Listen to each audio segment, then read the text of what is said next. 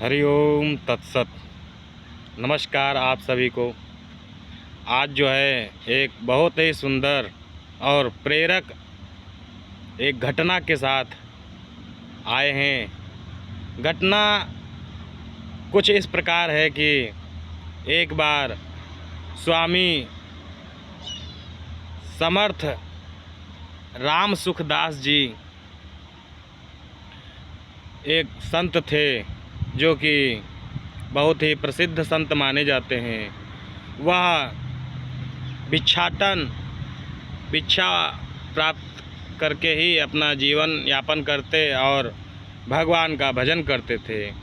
एक दिन वह भिक्षा के लिए किसी गांव में गए थे और एक घर के सामने जय जय रघुवीर समर्थ ऐसा जयकार करके आवाज़ लगाई, जिससे एक स्त्री जो है घर से निकली और उससे भिक्षा लेने के लिए कहा। वह स्त्री जो है कुछ अपने पात्र में भिक्षा लेके आई और स्वामी जी के पात्र में भिक्षा दे दी और कहा कि स्वामी जी आशीर्वाद स्वरूप कुछ उपदेश करके जाइए। स्वामी जी ने कुछ सोचा और कहा कि आज नहीं, हम आपको कल उपदेश देंगे। पुनः दूसरे दिन भी वह उसी घर के सामने आकर और जय जय श्री रघुवीर समर्थ ऐसा जयकारा लगाया, जिससे कि महिला घर से निकली। महिला के हाथ में एक खीर का कटोरा था। आज उसने जो खीर बनाई थी उसमें बहुत ही अच्छे मेवा और काजू बादाम पिस्ता आदि जो है उसमें डाले हुए थे। यह सब देखकर स्वामी जी ने अपना कमंडल बढ़ाया आगे।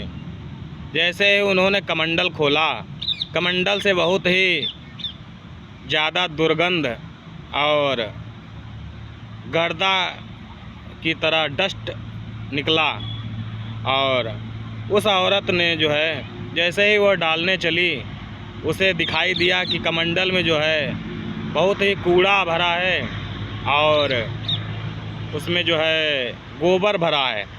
यह देखकर महिला बोली, महाराज जी, इसमें तो बहुत ही कूड़ा कचरा गंदा है, ये तो दे दीजिए, इसको हम साफ़ करके लाएं। महाराज जी ने कहा, नहीं, इसी में डाल दो। तो महिला बोली, इसमें अगर यह सुंदर खीर डाल देंगे तब तो यह खीर भी गंदी हो जाएगी और खाने योग्य नहीं रहेगी। यह सुनकर महाराज जी मुस्कुराए और कहा कि सच में क्या यह गंदी हो जाएगी? तो महिला ने कहा, हाँ महाराज, इसको दीजिए, हम साफ़ करके लाएं और तब इसमें खीर रखेंगे, तब यह स्वच्छ होगी और खाने योग्य होगी।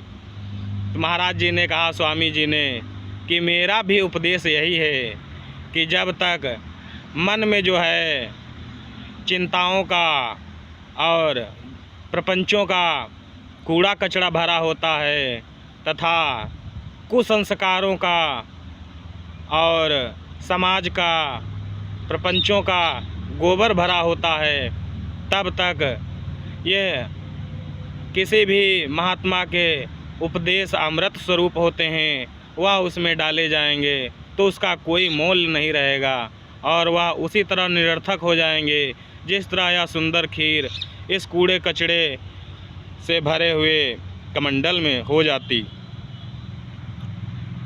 और यह ऐसी रीत होती है महात्माओं को उपदेश देने की, जिससे कि साधारण व्यक्ति चाह कर भी भुला नहीं सकता।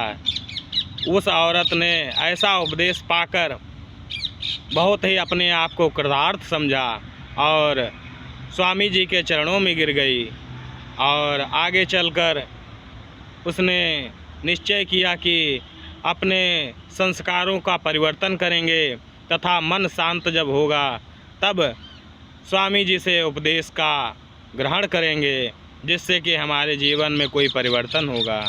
ऐसे चलते चलते कोई उपदेश जो सुना भी देता है तो किसी भी व्यक्ति के हृदय तक नहीं पहुंचता, तभी उपदेश ग्रहण करने के लिए वह पात्रता भी होनी चाहिए। जब हम वैसी पात्रता ग्रहण करेंगे, हमारे अंदर वैसी पात्रता होगी, तो हमारे अंदर जो भी ज्ञान का संचार होगा या जो भी ज्ञान हमें मिलेगा वह ज्ञान खिलेगा। जैसे कि बंजर खेती में अगर बीज बोया जाए तो वह बीज नष्ट हो जाता है, और वही बीज अगर उपजाऊ भूमि में खूब जोत बोकर घास फूस हटाकर और बोया जाए तथा समय पर पानी और जब वैसा वातावरण मिले तो वही बीज जो है सुंदर वृक्ष के रूप में फलदायी वृक्ष बनता है, जिससे समाज का और लोगों का कल्याण होता है, पशु पक्षियों का भोजन और ठिकाना बन जाता है। तो हमें जो है वैसी अपना खेती वैसी पात्रता प्राप्त करनी चाहिए, जिससे कि वह हमारे अंदर उपदेश जो महात्माओं द्वारा मिलता है वह अमृत के समान होता है। वह अगर हमारे हृदय में जाए तो वैसी पात्रता हो और हम उस पात्र बन जाएं, तो वह जो है हमें उस सर्वोच्च लक्ष्य प्राप्ति मुक्ति और अमृत मोक्ष की प्राप्ति तक पहुंचा सकता है। अन्यथा रोड चलते उपदेश हमें कहीं नहीं पहुंचाते और ही हम भ्रमित हो जाते हैं। तो यह कहानी और यह घटना बहुत ही सुंदर जीवन में परिवर्तन लाने वाली है, जिसको सुने समझें और धारण करें। धन्यवाद।